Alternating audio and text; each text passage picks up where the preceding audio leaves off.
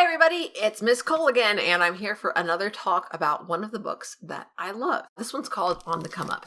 It's by Angie Thomas, and she is much more well known for The Hate You Give, which was made into a movie, but I prefer On the Come Up. I think it's a better book. I loved The Hate You Give. I really enjoyed that book, and I thought it was very relevant. In that book, the main character deals with the death of a friend of hers at the hands of a police officer.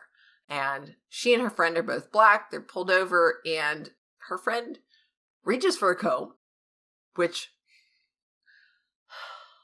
honey, why? Anyway, he gets shot and he dies because of it. And there are protests, calls for the officers firing and being charged with murder. And so it deals with that. So it's really it is unfortunately relevant to a lot of what has happened over the past quite a few years in America, and has really only recently been getting the attention that it needs, because things do need to change. With that said, its protagonist is a girl who is going to a private school, who is studious, who is planning to go to college, and who she sort of fits the model minority stereotype. On the come up, we have Bree, who isn't as interested in school and wants to be, this tells us, not just a rapper, wants to be one of the greatest rappers of all time. And she's willing to stay out late and go to clubs, and is not doing well in school in order to do rap battles. And what's really interesting about this is what I loved about this is getting to see the freestyling as it's described in a book. Because you're in a book, you get to be in the character's thought process. So she's listening to the person that she's competing against, listening to what they're saying, and thinking about how she can pull some of those ideas into what she is literally composing on the fly. Her lines, which there's also a beat that's already going. She has to match that beat. And it just gave me so much. It was so interesting to see that process described in that way. And of course, in addition to that, it's also in the thought space of a teenage girl, somebody who is not experienced at this, for whom this is very, being on the stage. This is something obviously that she's been interested in for years, but being on the stage in front of an audience is something that's new to her. Being across from somebody she's competing from in front of an audience is new to her. And it's something that is incredibly important to her, and the rest of her family doesn't seem, or other people in her life don't seem to understand this, in part because she's young, in part because she's female. And she doesn't always make the right choices. She is not exactly an overnight sensation, but her success makes her noticed. She does a song where she talks about what's on her heart, the challenges that she faces as a young black woman, being in that in between, and having these different expectations, what you want for yourself, what your family hopes for you, and what your teachers and society is telling you, and everything going in all directions, and just the frustration.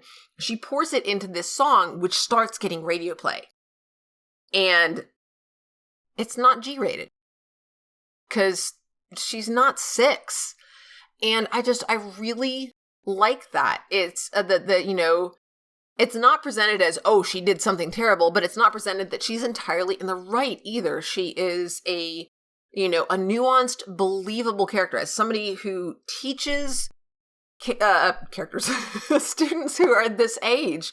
She just felt so real. And I love her so much. And when she is faced with, people telling her, look, you need to back down and say, this is not who I am. I'm somebody I want to, I'm a good person. I don't believe in violence, da-da-da. She wants to make art. And she doesn't want to back down. And at the same time, the controversy sells. And so she's also getting pressure to take the controversial statements that she's made through her music, her art, and double down on that and be even more controversial and more aggressive and da-da-da. And, because that's what's gonna sell. That's what's gonna make you a star. And navigating all of this, to me, she's a kid. And she's doing the best that she can, and she makes the book. I will say that the challenges and the conflicts that she goes through seem much... I don't want to say that it's not that they're more relevant. Obviously, they're the historical relevance of the hate you give. I don't want to diminish or discount that, but On the Come Up, I think, is much more relatable across the board to teens who maybe aren't in that exact situation. But, I mean, this was something that I relate strongly to as a professional woman. Watching videos like Legal Eagle, where he did the My Cousin Vinny, and even thinking of My Cousin Vinny, where he, gets fussed at by the judge for wearing a suit that looks ridiculous.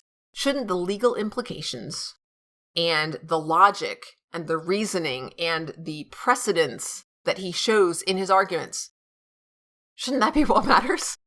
Rather than, whether you're coming to court in a weird looking tuxedo or a business suit or a t-shirt and jeans. Shouldn't the argument for a lawyer, shouldn't that be what matters? And the precedent and the actual, facts of the case? And likewise, for Bree, there's no separation between the art that she's creating and her identity as a person.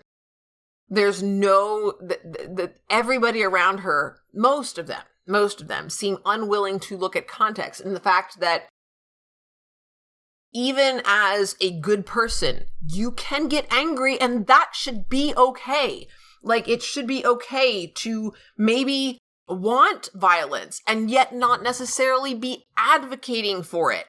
It's, and then of course the question of where that line is. At what point, when you say, I want people, people should pay for this. I want somebody to hurt for this. I want somebody to die for this. At what point are you advocating for violence? And again, I think that's something that, especially given the events of early January 2021, that we need to be aware of. At what point is the speaker responsible for the actions of others? That is a question that is as relevant now as it was 2019, when this was first published.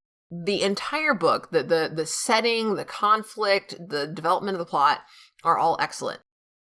But the reason I love it is because of the protagonist. I highly, highly please. It looks like it's a huge book. Kind of is a huge book, actually. It's getting close to 500 pages. But it's a fast read.